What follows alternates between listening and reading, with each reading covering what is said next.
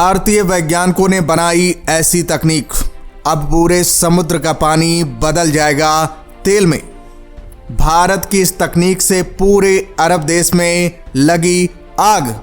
Petrol diesel का कुबेर बना भारत। दोस्तों, भारत ऐसी तकनीक विकसित कर रहा है जिसका जोड़ पूरी दुनिया में मिलना नामुमकिन हो गया है।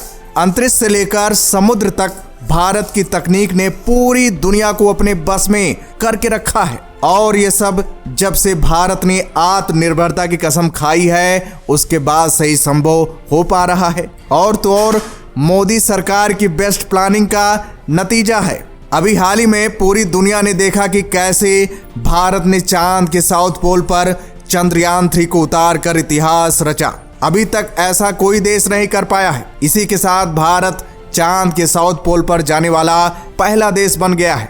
अभी ये खुशी भारत को मिली ही थी कि भारतीय वैज्ञानिकों ने एक खुशी और दे दी। दोस्तों, आज एक बार फिर भारतीय वैज्ञानिकों ने इतिहास रच दिया है। एक ऐसी खोज को जन्म दिया है जो पूरे समुद्र के पानी को तेल में बदलने का काम करेगा। इस तकनीक के आ जाने से पूरे भारत की किस्मत बदलने वाली है। पेट्रोल डीजल की कीमत जो आसमान छू रही है उसमें बहुत बड़ी गिरावट देखने को मिलेगी, जिसकी वजह से महंगाई की कमर टूटेगी, क्योंकि महंगाई पेट्रोल डीजल के डायरेक्टली प्रोपोर्शनल वर्क करती है। अगर पेट्रोल डीजल के दाम बढ़ेंगे तो महंगाई का भी बढ़ना तय है। लेकिन अब भारत की तकनीक इससे छुटकारा दिलाने वाली है। यही नहीं, अब तो प्रदूषण से भी छुटकारा मिलने वाला है, क्योंकि भारतीय वैज्ञानिकों द्वारा विकसित ये तकनीक पूरे समुद्र में फैले कचरे को खत्म कर देगा, जिसकी वजह से समुद्री लाइफ का पुनर्जन्म हो जाएगा। ये खोज वाकई तारीफ करने लायक है, क्योंकि ये खोज भारत को छोड़कर कहीं नहीं हुई है। यानी ऐसा करने वाला भारत एकमात्र देश है। ऐसी खोज करके भारत अपने नाम वर्ल्ड रिकॉर्ड बना लिया है। भारत की इस तकनीक को पाने के लिए अमेरिका, रूस और जापान भारत द्वारा इंपोर्ट किए हुए सामान पर लगने वाले टैक्स पर छूट देने के लिए तैयार हो गए हैं। दोस्तों, समुद्र में सबसे ज्यादा प्रदूषण तेल रिसाव यानी ऑयल लीकेज के कारण होता है। अभी तक इसे रोकने के लिए भारत के पास जो तकनीक थी वो काफी रिस्की और प्रदूषण युक्त थी, लेकिन अब भारतीय वैज्ञानिकों द्वारा विकसित यह तकनीक इस क्षेत्र में काफी कामगार साबित होने वाली है। दोस्तों, आगे इस तकनीक के बारे में बताएंगे ही, उससे पहले ये जान लेते हैं कि तेल रिसाव क्या है और किस वजह से तेल रिसाव होता है। पूरी खबर क्या है इस वीडियो में जानेंगे, तो इस वीडियो को ध्यान से जरूर देखिएगा। और दोस्तों, कमेंट में जय हिंद लिखना मत भूलिएगा। दोस्तों, तेल रिसाव समुद्री प्रदूषण का एक रूप है। ये तब होता है जब पेट्रोलियम तेल खुले पानी जैसे समुद्र महासागर में फैल जाता है।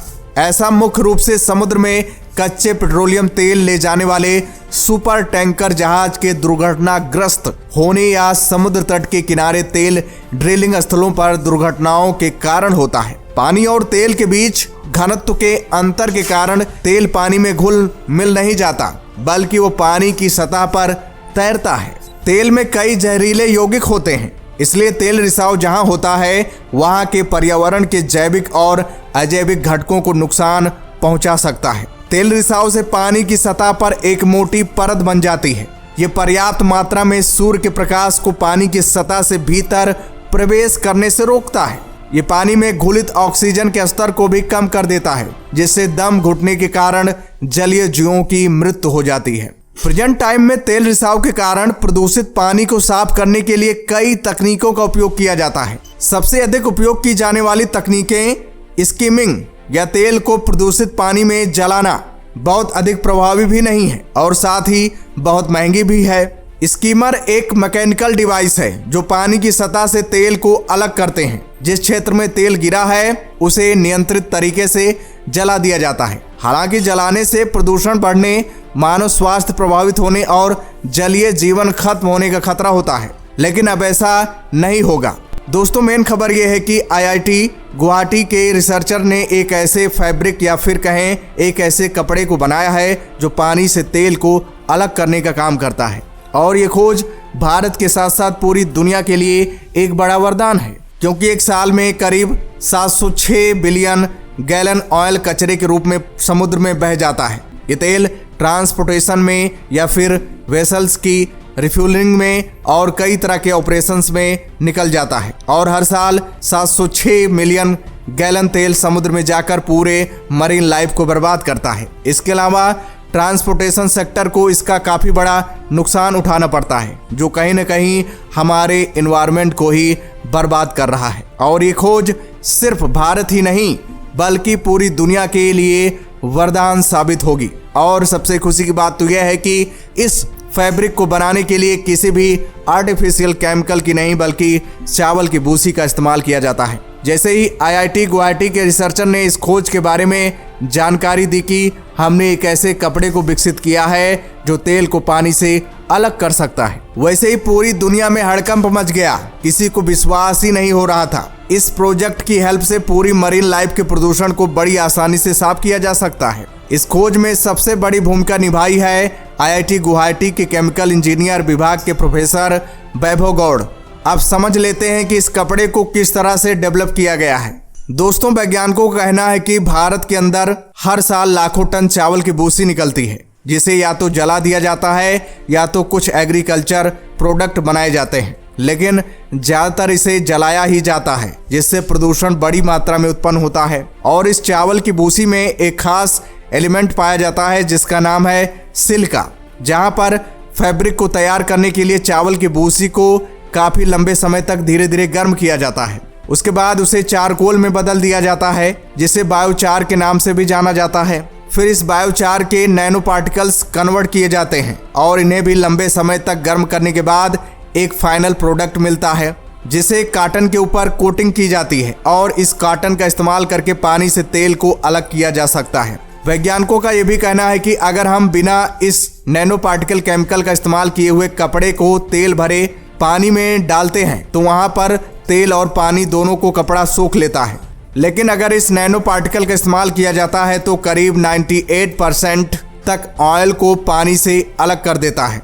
अब आप इसकी एफिशिएंसी से ही इस प्रोजेक्ट का अंदाजा लगा सकते हैं कि कितना यूजफुल है। और IIT गुवाहाटी ने अपनी इस रिसर्च को भारत के अंदर पब्लिश नहीं किया है, बल्कि इंटरनेशनल पत्रिका बायोमास बायो एनर्जी में पब्लिश किया है। यानी कि इसकी खबर पूरी दुनिया को पता चल गई है। इसीलिए तो इसे पाने के लिए पूरी दुनिया बेताब है। आगे चलकर इसके अंदर और भी डेवलपमेंट की जाएगी। दोस्तों, IIT गुवाहाटी और असम की स्थापना 1994 में भारत के छठे IIT के रूप में की गई थी। ये भारत के संपूर्ण उत्तर पूर्वी क्षेत्र के लिए एकमात्र IIT है। भारत में इस समय 23 IIT हैं।